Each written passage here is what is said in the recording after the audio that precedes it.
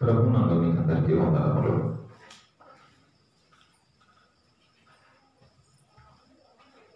మనము last week సాయంత్రక సమయమున మాట్లాడుకుంటున్నాము. కొత్త భాగం మిగిలి ఉండే ఇప్పుడు కంప్లీట్ చేద్దాం. విగ్రహములకు అర్పించినవి తినవచ్చా లేదా అనే విషయం గురించి మనం మాట్లాడుతూ ఉన్నాం.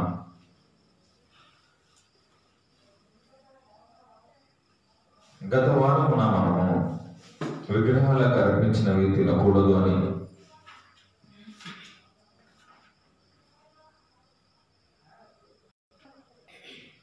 అదంతా వాక్య వ్యతిరేకమని, బైబిల్ చెప్పింది అని రకరకాల ప్రసంగాలు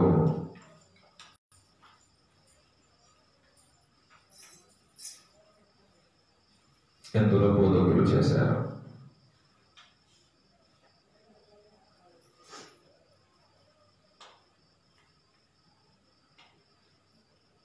ఈ రోజున మనము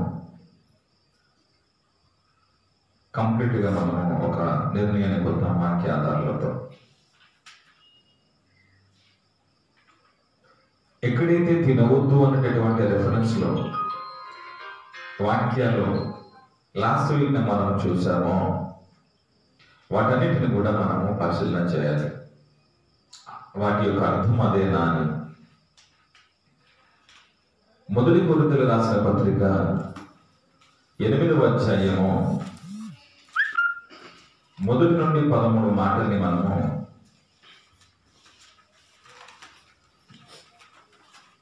మొదటి అధ్యాయం 8వ అధ్యాయము 1 నుంచి మనము 13 మాటల్ని మనం చూడగలిగితే అక్కడ కొన్ని విషయాలు రాయబడి ఉన్నాయి. విగ్రహములకు బలిగా అర్పించిన వాటి విషయము అంశము వాళ్ళు పౌలు కొరింథీయులకు ఈ వాక్యాన్ని ఈ మాటని స్పష్టం చేస్తూ ఉన్నాడు. మనమందరము విగ్రహములకు బలిగా అర్పించిన వాటి విషయము మనమందరము జ్ఞానము గలవారమని ఎరుగుదుము. జ్ఞానము ఉప్పొంగజేయును గాని మనమందరము జ్ఞానం గలవారమని ఎరుగుదుము. జ్ఞానము ఉప్పొంగజేయును గాని ప్రేమ క్షేమాభివృద్ధి కలుగజేయును. ఒకడు తనకి ఏమైనాను తెలియనని అనుకుని ఉంటే తాను తెలుసుకొనవలసినట్టు ఇంకను ఏమయో తెలుసుకొనిన వాడు కాదు. ఇంకా తెలుసుకోవలసి ఉంది అని అర్థం. ఒకడు దేవుణ్ణి ప్రేమించిన ఎడల అతడు దేవునికి ఎరుకైన వాడే. ఒకడు దేవుణ్ణి ప్రేమించిన ఎడల అతడు దేవునికి ఎరుకైన వాడే. అంటే నువ్వు దేవుని ప్రేమిస్తే ఒకటి అతడు దేవునికి తెలుసు.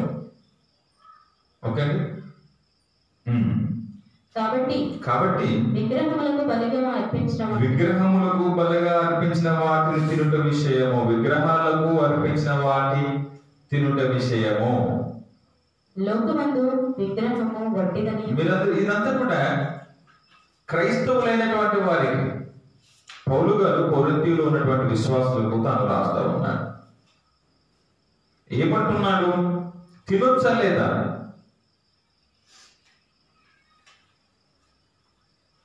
తినుట విషయముల గురించి. లోకమందు విగ్రహము వట్టిదని, ఒక్కడే దేవుడు తప్ప వేరొక దేవుడు లేడని ఎరుగుదుము తెలుసు. క్రైస్తవులు క్రీస్తును నమ్మి క్రైస్తవులుగా మారిన వారికి తాను చెప్తున్నాడు, దేవుడు ఒక్కడే.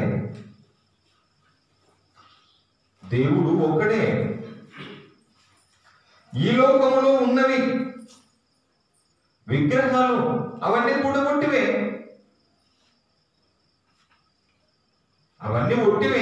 దేవుడు మాత్రం ఒక్కడే.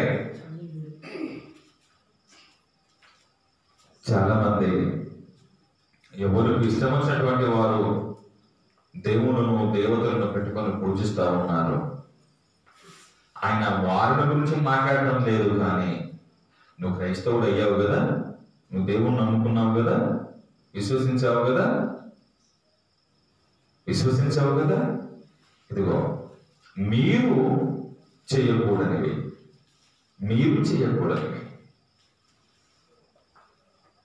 మీకు తెలుసు కదా, దేవుడు ఒక్కడే అని మీరు నమ్మారు, తెలుసుకున్నారు, మారణం పొందుకున్నారు, బాప్తిసం తీసుకున్నారు, దేవుడు ఒక్కడే. అంటే మీరు దేవుడు ఒక్కడే తెలుసుకొని మీరు నమ్మారంటే మిగతావి కావాలనే కదా అర్థం.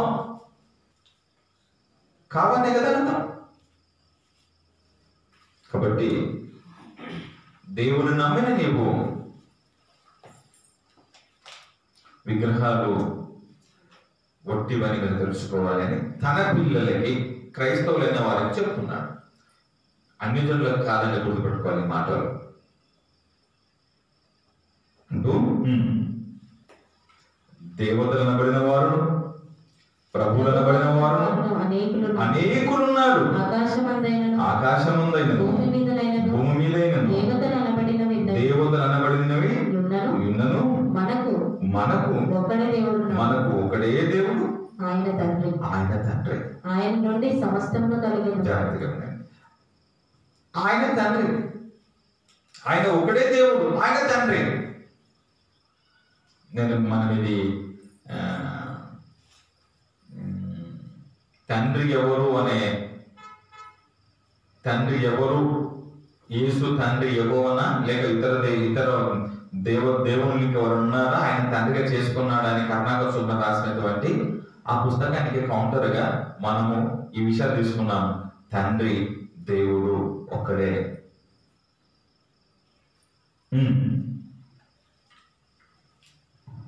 చదువుతాం. ఆయన నిమిత్తము మనమున్నాము మరియు మనకు ప్రభువు ఒకడే, ఆయన యేసుక్రీస్తు. ఆయన ద్వారా సమస్తము కలిగింది, క్రీస్తు ద్వారా సమస్తం కలిగింది, ఆయన ద్వారా కలిగిన వారు. అయితే అందరి యందు ఏదో చెప్తున్నాడు, ఈ జ్ఞానం లేదు. ఏంటి ఏ జ్ఞానం లేదు? వరకు విగ్రహమును ఆరాధించిన వారు కనుక తాము భుజించు పదార్థములు విగ్రహములకు బలి ఇయ్యబడినవని ఎంచి భుజిస్తారు. ఇందువలన వారి మనస్సాక్షి బలహీనమైనదై అపవిత్రమగుచున్నది.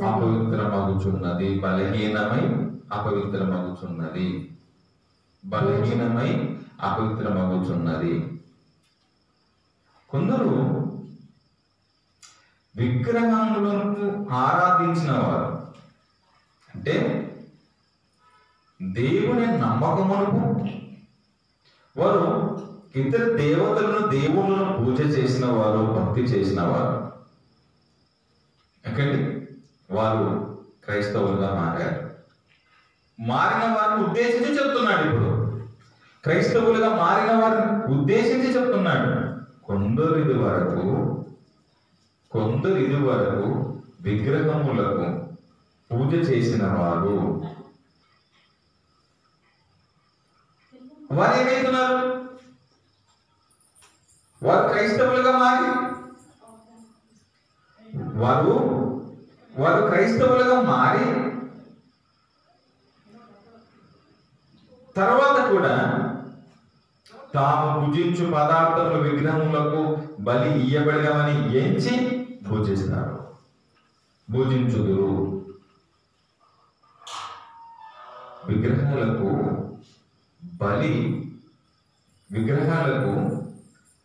బలి ఇవ్వబడినవని ఎంచి భుజిస్తున్నారట.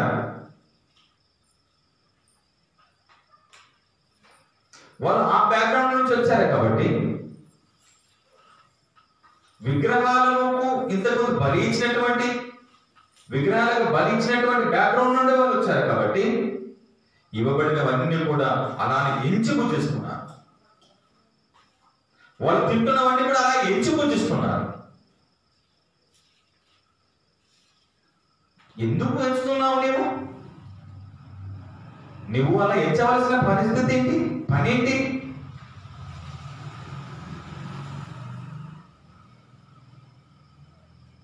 అందుకని వారి మనస్సాక్షి బలహీనమైనది, అపవిత్రమవుతున్నది. అయ్యో మేము తినేసేసాము. ఏం చేశారు అంటే ఊహించుకుంటున్నారు, ఎంచుకుంటున్నారు, అలా విగ్రహాలకు అర్పించింది అనుకుంటున్నారు, తింటున్నారు. తిన్న తర్వాత వీళ్ళు ఏదో ఒక ఆందోళన వీళ్ళు, అయ్యో ఏమైందో, ఏం జరుగుద్దో, మేము తినేసాము.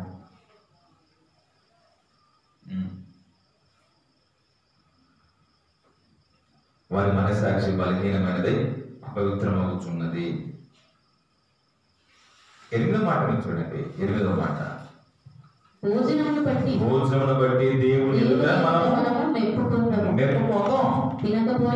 తినకపోయినందున మనకు తక్కువ లేదు, తినకపోతే తక్కువేం కాదు, తినినందున తింటే మనకు ఎక్కువ లేదు, ఎక్కువ ఏం కాదు. అయినను తింటే తక్కువేం కాదు, తింటే తక్కువేం కాదు, తినకపోతే తక్కువేం కాదు, తింటే ఎక్కువేం కాదు. భోజనం అండి. భోజనానికి ఎందుకు ఊహించుకుంటున్నారు? ఇందులో ఏదో ఉందని ఎందుకు ఊహించుకుంటున్నారు? ఇందులో శక్తి ఉందని ఎందుకు ఊహించుకుంటున్నారు? భోజనంలో ఏముంటుందండి? అందుకే పౌలు అంటున్నాడు, అర్పించినవి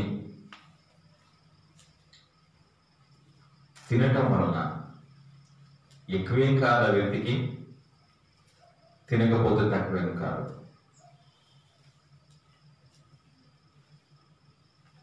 భోజనం బట్టి దేవుని ఎదుట మెప్పు పొందము. భోజనం బట్టి దేవుని ఎదుట మెప్పు పొందము. మార్పులు ఏం రావంటున్నాడు, చూసారా? బైబిల్ అయితే స్పష్టం చేస్తుంది, మార్పులు ఏం రావు.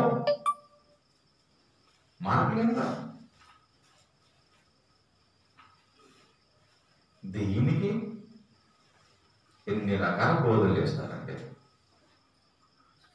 ఎన్ని రకాలుగా మాట్లాడతారంటే, దేవుడు దానికి అంత పట్టించుకోడు అనేటువంటి విషయాలు అంత స్పష్టం చేస్తే బోధకులు పట్టించుకొని మరి ప్రసంగాలు చేస్తారండి. ఇంకా మాట్లాడుతుంటున్నాడు చూడండి, కిందికి రండి. అలానే అయినను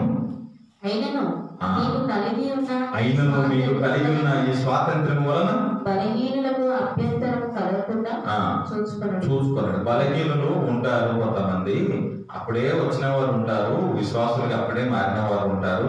అయిన వాళ్ళంతా ఎవరో తెలుసా? బలహీనులు. పట్టింపులు ఉన్నవారు, పట్టించుకునేవారు,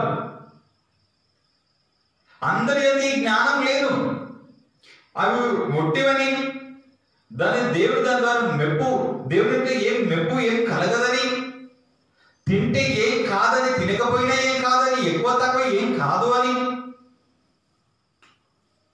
కానీ వీళ్ళకి ఇంత తెలియట్లేదు అనంటే వారు ఇంకా బైబిల్లో అంత ఎక్స్పర్ట్ కాలేదని అర్థం. అనగా దేవుని మాటలకు లోబడలేదు అని, పరిపూర్ణంగా ఆయనకు అర్పించుకోలేని పరిస్థితి కనబడుతూ ఉంది. ఆ కాలంలో ఒకవేళ మొదటి శతాబ్దంలో అయితే బైబిల్ లేదు కాబట్టి అలా విశ్వాస జీవితాన్ని కొనసాగించారు. ఈరోజు రాయబడిన మాటలు అనగా చదువుతున్నా నీవు, బైబిల్ చదువుతున్నా నీవు, రాయబడిన మాటలు చదువుతున్నావు, తిననా ఏం కాదు, తినకపోయినా ఏం కాదు. వీటిని బట్టి నీ విశ్వాసాన్ని పెంచుకోవాలి. వద్దని చెప్తారా?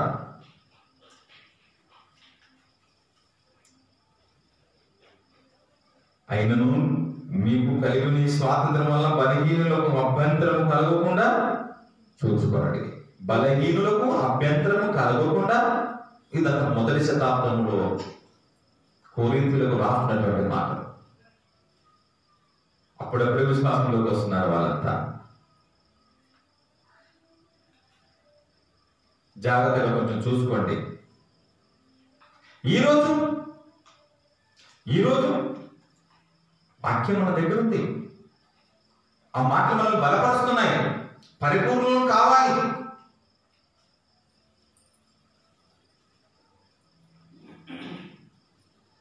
అందరి అందు ఈ జ్ఞానం లేదు. జ్ఞానం తెచ్చుకోవాలి.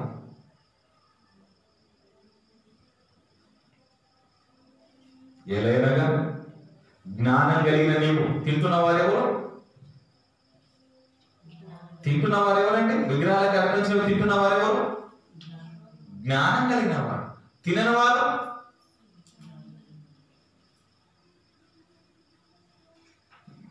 మీకు అర్థమవుతుంది కదండి. కంటిన్యూ చేయండి. ఇప్పుడు ఆ మాటను చదవండి. ఏలైనగా జ్ఞానం కలిగిన నీవు విగ్రహాలయమందు భోజన పంక్తిని కూర్చుండగా ఒకడు చూసిన ఎడల. చాలండి మిత్రులారా, భోజనానికి ఎక్కడ కూర్చున్నారట?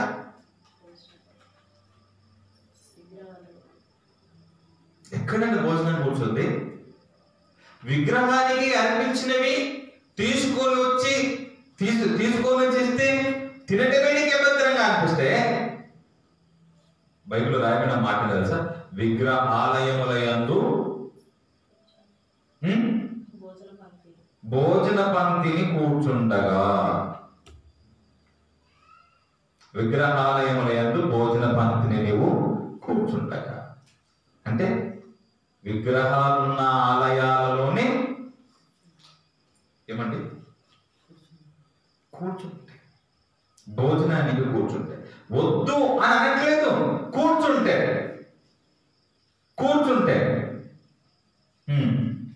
బలహీనం ఉంటారు కదా. బలహీన మనసాక్షి, బలహీనమైనటువంటి విశ్వాసం కలిగిన వారు ఉంటారు కదా. మనసాక్షి కలిగిన వారు ఉంటారు కదా. విగ్రహములకు బలి ఇయ్యబడిన పదార్థములను తెచ్చుకుంటాడు కదా.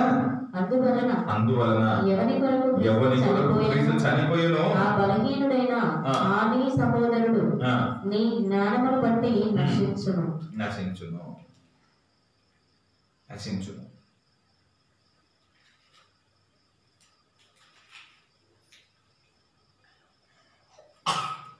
ఒకవేళ అతను చూడకపోతే,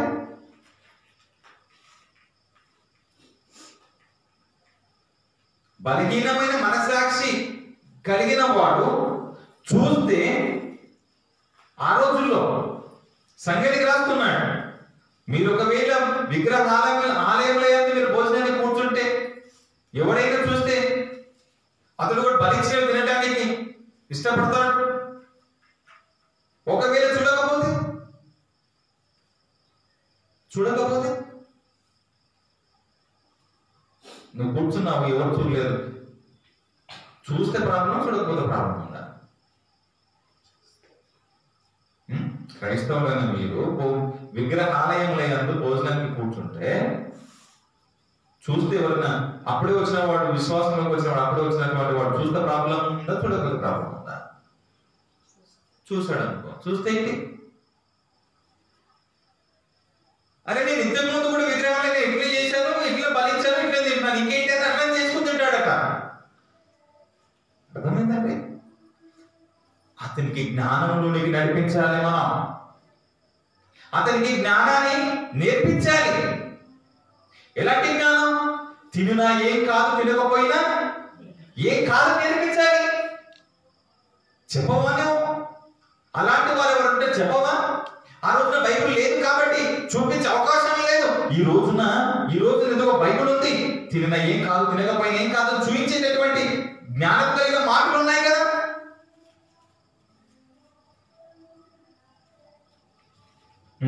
ఇంకా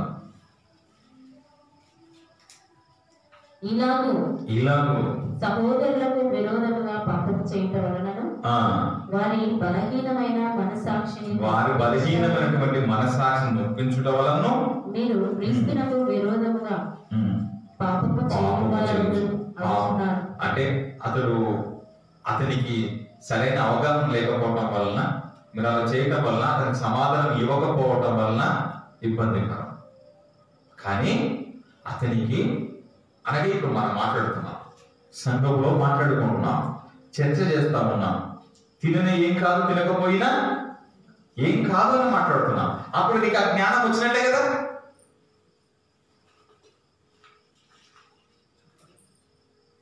కాబట్టి భోజన పదార్థం వలన నా సహోదరునికి అభ్యంతరం కలిగిన ఎడల నా సహోదరునికి అభ్యంతరం కలగజేయకుండుటకై నేను ఎన్నటికీ మాంసం తినను. మాంసం గురించి మాట్లాడు. నేను ఎన్నటికీ మాంసం తినను.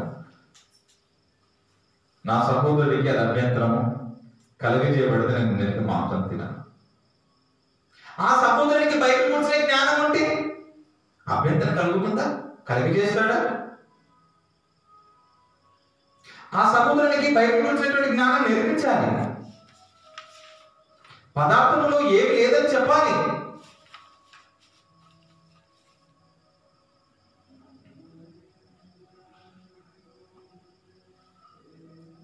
అతనికి క్లారిటీ ఇవ్వకపోతే తప్పిపోతే ప్రమాదం. మళ్ళా విగ్రహాల వైపు వెళ్ళిపోతే ప్రమాదం. సమాధానం ఇవ్వాల్సిన బాధ్యత తింటున్న నీ పైన ఉంది.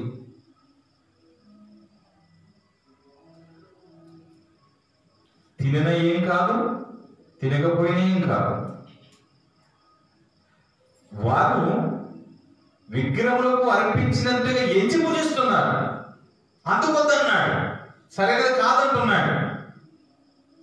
నీ సహోదరుని మనసాక్షిని బట్టి నడుచుకుంటున్నాడు.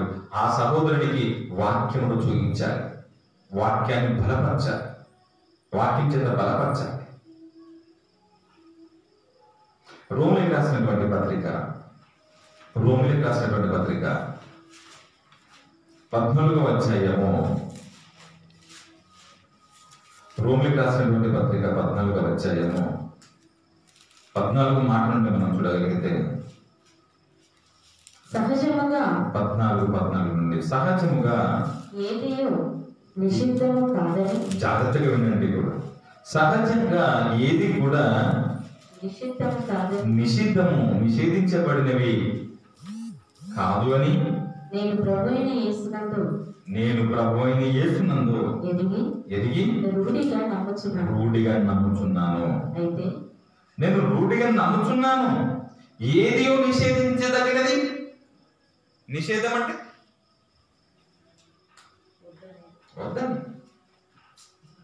వద్దని.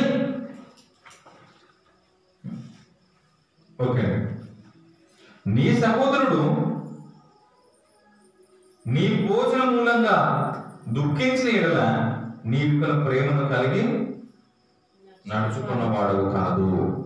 నువ్వు చేసిన భోజనం బట్టి నీ సహోదరుడు దుఃఖిస్తుంటే నువ్వు ప్రేమను కలిగి నడుచుకున్నావు.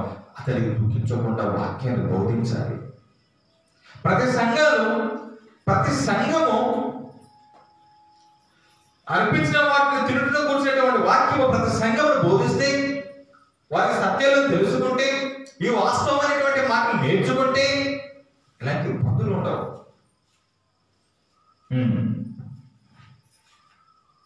ఏమంటున్నాను? కంప్లీట్ చేద్దాం. ఎవరి కోసం క్రీస్తు చనిపోయాను వానిని నీ భోజనము చేత పాడు చేయము. నీకున్న మేలైనది అతనికి నీ భోజనం చేత పాడయ్యే ప్రమాదం ఉంది. కారణం నువ్వు చెప్పట్లేదు. నువ్వు అతనికి చెప్పలేదు. అతనికి బైబిల్ కూర్చునే జ్ఞానము లేదు. నువ్వు అతనికి క్లారిటీ ఇవ్వాలి. అర్థమవుతుంది కదండి? నీకున్న మేలైనది దూషణ పాలు కానీయకుడే. దేవుని రాజ్యము భోజనమును పానమును కాదు గాని సమాధానం పరిశుద్ధాత్మ యందలి ఆనందమునై ఉన్నది. ఈ విషయమందు ఇవన్నీ భోజనాల గురించి దేవుని రాజ్యం కానే కాదు, భోజనాలు పానాలు వీటి కోసం కానే కాదు, ఇవి నీతియు ఆత్మయు ఇలా చెప్తున్నాడు. భోజన పదార్థాల గురించి కాదు,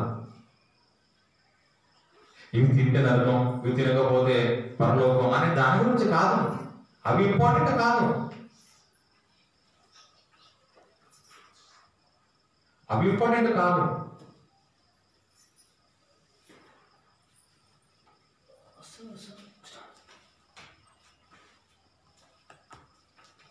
కంటిన్యూ చేద్దాం. మనుషుల దృష్టికి యోగ్యుడనై ఉన్నాడు.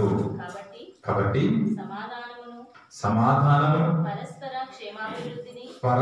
క్షేమాభివృద్ధిని ఆసక్తితో అనుసరించము. భోజనం నిమిత్తము దేవుని పనిని పాడు చేయకుడి. సమస్త పదార్థములు పవిత్రములే గాని అనుమానంతో తినువానికి అది దోషం. సమస్త పదార్థములు పవిత్రమే, అనుమానంతో తింటేనే దోషము. అనుమానం ఎందుకు వచ్చింది నీకు? అనుమానం ఎందుకు వచ్చిందండి? తినటం విషయం గురించి అనుమానం ఎందుకు? దేవుని పనిని పాడు చేయకూడదు భోజనం కోసం.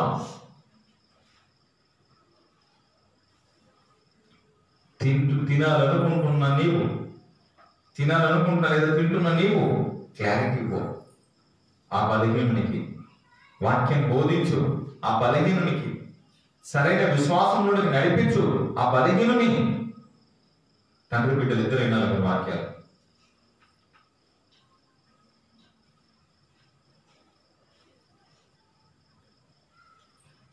దేవుళ్ళను నడిపించాలి. తినకూడదు అంటే వాక్యం ఏమంటుంది? సమస్త పదార్థములు పవిత్రమే, సమస్తము పవిత్రమే.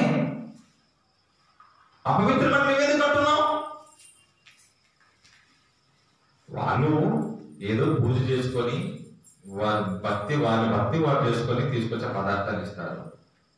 దాన్ని నువ్వు అపవిత్రంగా ఎందుకు తీసుకుంటావు?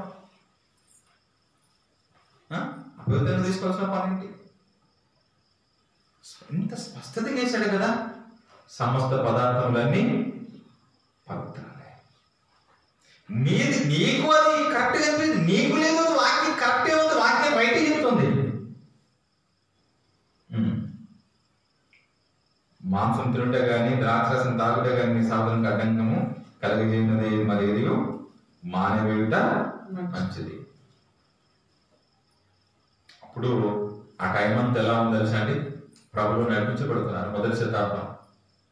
ఇప్పుడు ఇది ఎన్నో శతాబ్దం? 20వ శతాబ్దం, 21వ శతాబ్దం, క్షమించండి 21వ శతాబ్దం. ఆ టైంలో విశ్వాస జీవితాలను కొనసాగిస్తున్నారు.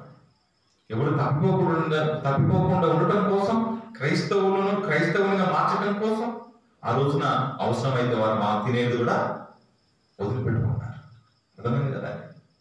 ఈ రోజులో నువ్వు చేయాల్సింది ఈ వాక్యాలు చూపించి తినిన ఏం కాదు, తినకపోయినా ఏం కాదు మిత్రులారా.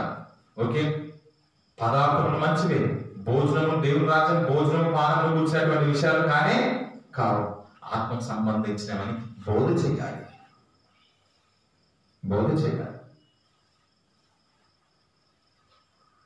నీకున్న విశ్వాసము దేవుని ఎదుట నీ మటుకు నీవే ఉంచుకో.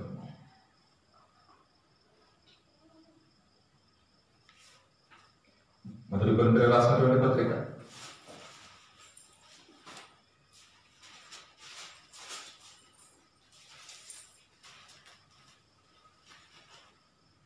10వ అధ్యాయం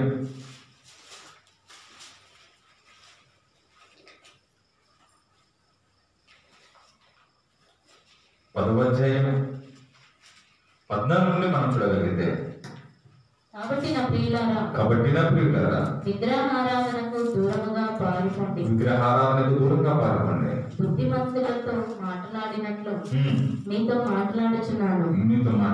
నేను చెప్పు సంగతిని మీరే ఆలోచించుడి. మనము దీవించు ఆశీర్వచనపు పాత్రలోనిది రాగుట క్రీస్తు రక్తంలో పాలు పుచ్చుకునుడే కదా. మనము విరుచు రొట్టె తినుట క్రీస్తు శరీరంలో పాలు పుచ్చుకునుడే కదా. అవునండి. మనమందరము ఆ ఒక్కటే రొట్టెలో పాలు పుచ్చుకుంటున్నాము. రొట్టె ఒకటే కనుక అనేకులమైన మనము ఒక్క శరీరమై ఉన్నాము. శరీర ప్రకారమైన చూడండి, బలి అర్పించిన వాటిని తినేవారు బలిపీఠముతో పాలివారు కాదా. ఇక నేను చెప్పినదే విగ్రహానికి అర్పించిన దాంట్లో ఏమైనా ఉన్నదని అయినను విగ్రహములలో ఏమైనా ఉన్నదని అయినను చెప్పేదనా. ఉన్నదని ఏదైనా చెప్పేదనా. ఉన్నదని అయినను చెప్పేదనా. లేదు గాని అన్యజనులు అర్పించు బలులు దేవునికి కాదు దయ్యములకే అర్పించుచున్నాను అని చెప్పుచున్నాను. మీరు దయ్యములతో పారివారవుట నాకు ఇష్టం లేదు అని కొరింథీయులకు రాస్తున్నాడు పౌలు. క్రైస్తవులైనటువంటి వారికి చెప్పుకుంటున్నాడు, ఇశ్రాయేలు కూడా విగ్రహాలకు అర్పించి తినేవారు. అది వద్దంటున్నాడు. అది సరే, అలా చేయకూడదు. అన్యజనులు అర్పించి అలా తింటారు, వాళ్ళు చేసుకుంటారు. అలా చేయకూడదు. మీరు అలా చేస్తూ మన ప్రభు యొక్క శరీరంలో ఎలా పాల్పొంద పొందుతారు అంటే దీని అర్థం ఏంటంటే మీరు చేయకూడదు.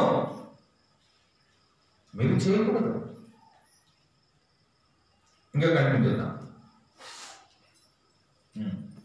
మీరు ప్రభు పాత్రలోనిది దయ్యముల పాత్రలోనిది కూడా త్రాగనేరరు. ప్రభు బల మీద ఉన్నదానిలోను దయ్యముల బల మీద ఉన్నదానిలోను కూడా పొందనేరరు. ప్రభువునకు రోషము పుట్టించగలము. ఆయన కంటే మనం బలవంతులమా. అన్ని విషయముల యందు నాకు స్వాతంత్రము కలదు గాని అన్నియు చేయదగినవి కావు. అన్నిటి యందు నాకు స్వాతంత్రము కలదు గాని అన్నియు క్షేమాభివృద్ధి కలగజేయవు. ఎవడును తన కొరకే కాదు ఎదుటి వాని కొరకు మేలు చేయ చూచుకోవాలి. మనస్సాక్షి నిమిత్తము ఏ విచారణయు చేయక కటికవాణి ఇక్కడికే నాకు ఈ వచనాల వరకు మనం చూసాము. ఇక్కడ ఇతరులను దృష్టిలో పెట్టుకొని భోజనం చేయాలి. ఇదంతా మొదటి శతాబ్దంలో రాస్తున్నాడు. ప్రభువులోనికి వారు తీసుకొని రావాలి. కాబట్టి మీరు మితంగా ఉండటము అనేది చాలా మంచిది. ఈ రోజున మీరు సంఘానికి వాళ్ళు వస్తున్నారు కాబట్టి సంఘంలో ప్రతి వారు బోధ చేయాల్సిందే. తిన్నా ఏం కాదు, తినకపోయినా ఏం కాదు. ఒక బలహీనమైనటువంటి వారు ఉంటే వారిని బలపరచండి అని వాక్యాల ద్వారా హెచ్చరించాలి.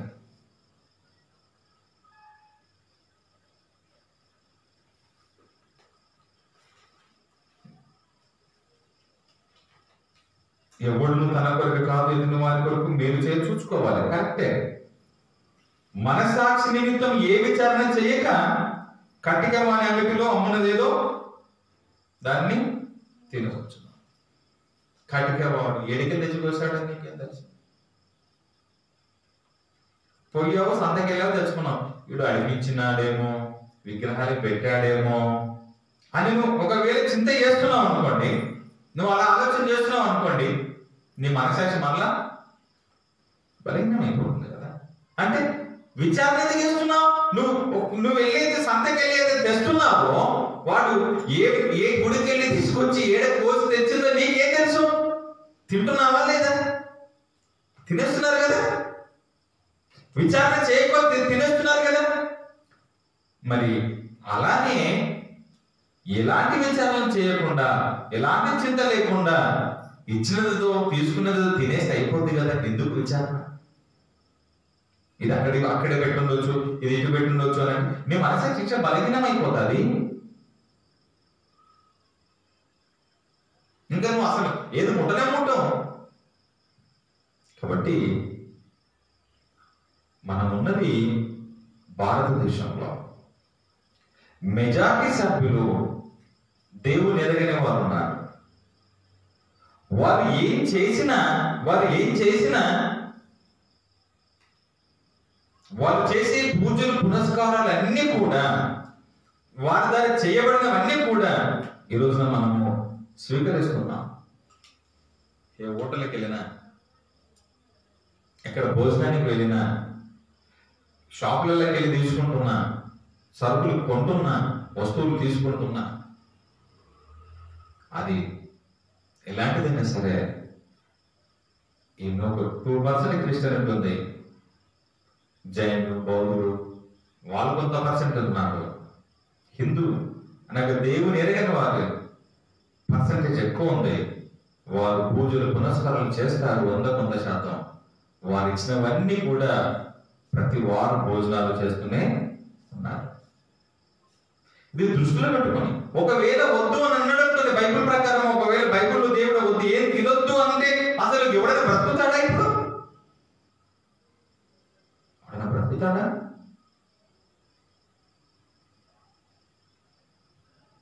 ఏదన్నా ఫంక్షన్స్ కి, పెళ్లిళ్ళకి, పేరంటాలకి వాళ్ళు భోజనం అంతా అయిపోయిన తర్వాత, వంటలు అన్నీ అయిపోయిన తర్వాత ఓకే ఆ పాత్రలకి ఏం చేస్తారు తెలుసా?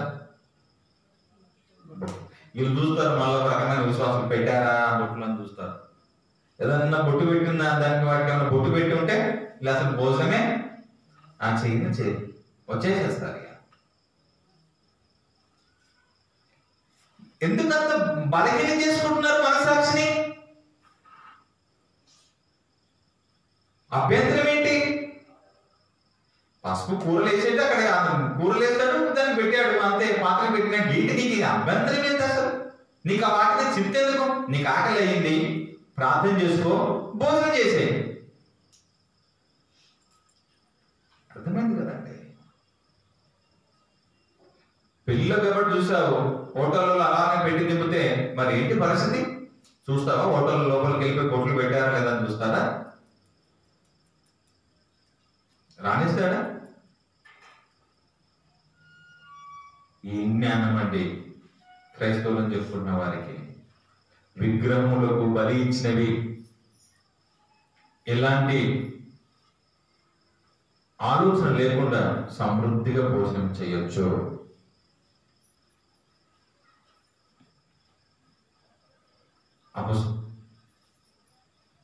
ఎక్కడ చదువుతున్నామండి మనం? కంటిన్యూ చేయండి. మనసాక్షి నిమిత్తము ఏ విచారణ చేయక కటకవాణి అంగటిలో అమ్మున్నదేదో దాన్ని తినవచ్చును. ఓకే, ఇంకా కంటిన్యూ చేయాలి. భూమియు దాని పరిపూర్ణతయు దేవునివై ఉన్నవి. అవిశ్వాసులలో ఇప్పుడు దేవుని నమ్మని వాడొకడు మిమ్మల్ని విందుకు రమ్మన్నాడట. వెళ్ళుటకు మీకు మనసుండిన ఎడల మీకు వడ్డించినది ఏదో దానిని గురించి మనసాక్షి నిమిత్తము ఏ విచారణయు చేయక తినుడి. చూసారా? ఎవరు పిలిచారు భోజనానికి? తినమంటున్నాడా? విగ్రహాలకు అర్పించినవి తినకూడదు అంటున్నాడా? ఇప్పుడు వాడు అర్పించినవి ఏదో నీకేమో చూస్తున్నావా ఏంటి? వారు నిన్ను భోజనాన్ని పిలిచారు. ఎవరు? క్రైస్తవులు కాని వారు, అవిశ్వాసులు, క్రీస్తుని ఎరగని వారు, బలులిచ్చేవారు, బలులు అర్పించేవారు. ఈ బలులిచ్చేవారు, బలులు అర్పించేవారు మిమ్మల్ని భోజనానికి పిలిచారు, భోజనానికి వెళ్ళారు. ఒక అవిశ్వాసి భోజనానికి పిలిస్తే వెళ్ళవా? నువ్వేం విశ్వాసవి? ఒక అవిశ్వాసి భోజనానికి పిలిస్తే వెళ్ళే విశ్వాసి నువ్వేం విశ్వాసవి?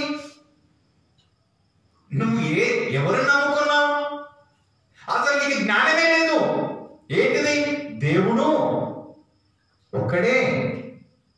విగ్రహములన్నీ ఒట్టివే. క్రైస్తవునికి ఆ జ్ఞానం లేదు. లేదు కాబట్టి అందులో ఏదో ఉంది అనుకుంటున్నాడు వీడు. క్రైస్తవం అండి. వీళ్ళేం క్రైస్తవులు అంటే భోజనాన్ని పిలిచాడు. ఒకవేళ పోకపోతే ఏమంటాడు తెలుసా? భోజనం మీరు వెళ్ళకపోతే ఏమంటాడు?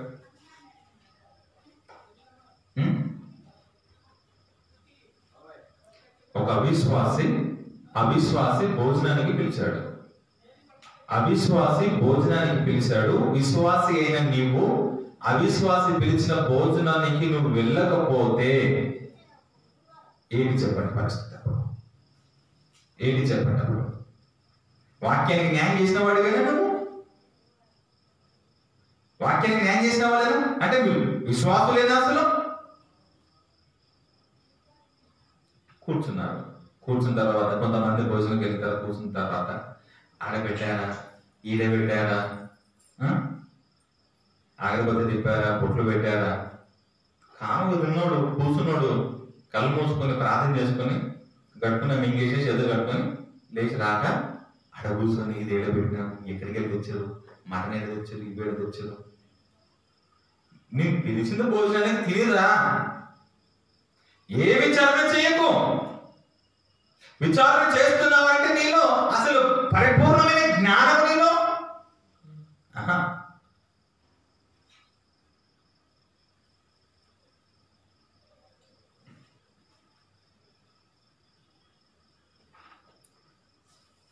చూడండి.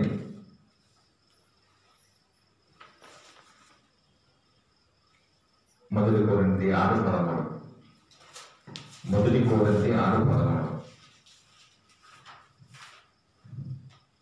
భోజన పదార్థములు. భోజనం ఎందుకో తెలుసా? కడుపు ఎందుకో తెలుసా? భోజనం. దీనికి ఎందుకు అర్థమైంది కదండి. భోజన పదార్థాలు ఎందుకు? కడుపు ఎందుకు? భోజనానికి. అయిపోయింది కదా, వెళ్ళింది ఇంకా.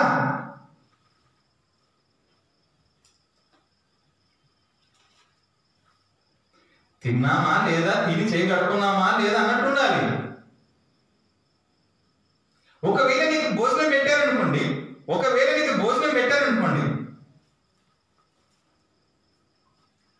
అప్పుడు నువ్వేం చేయాలి తెలుసా? అప్పుడు నువ్వేం చేయాలి? 4వ అధ్యాయం మొదటి తిమోతి పత్రిక 4వ అధ్యాయం 4వ మాట చూడండి. మొదటి తిమోతి 4:4. దేవుడు సృజించిన ప్రతి వస్తువును మంచిది. దేవుడు సృజించిన అంత మంచిది అన్నాడు. సృజించిందంత మంచిదే. మరి అపవిత్రం ఏంది? ఆయన సృజించింది మంచిది అంటే అపవిత్రం ఏంటి చెప్పండి? ఆయన ఉంటాడు, కాదు బ్రదర్, అది అట్లనే ఉంటేనే మంచిది, అది అలానే ఉండాలి. ఏదైతే పదార్థం అంటున్నామో అది అలానే ఉండాలి. దానికి అపవిత్రము వేరే రూట్లో తీసుకుపోయి అన్ని చేయటం వల్ల అపవిత్రం అవుతుంది. దానిలో ఏమైనా ఉంటే జామకాయ ఉందనుకోండి, జామకాయ అలానే తినాలి.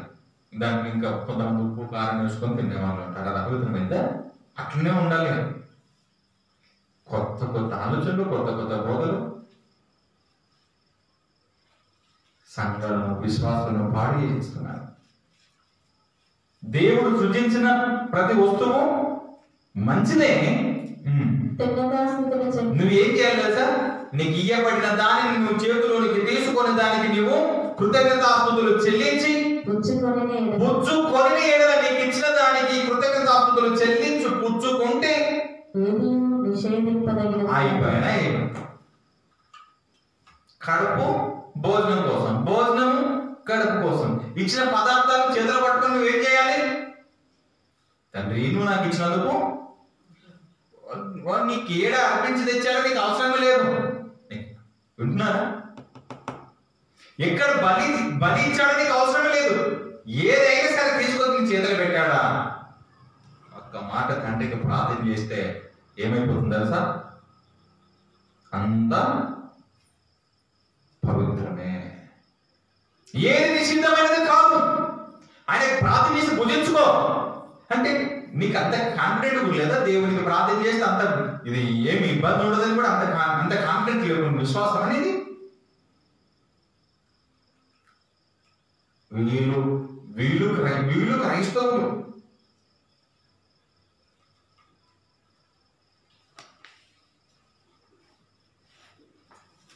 తీతు 1:15 చూడండి.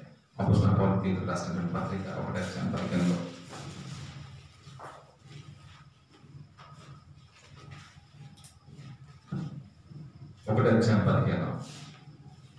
పవిత్రులకు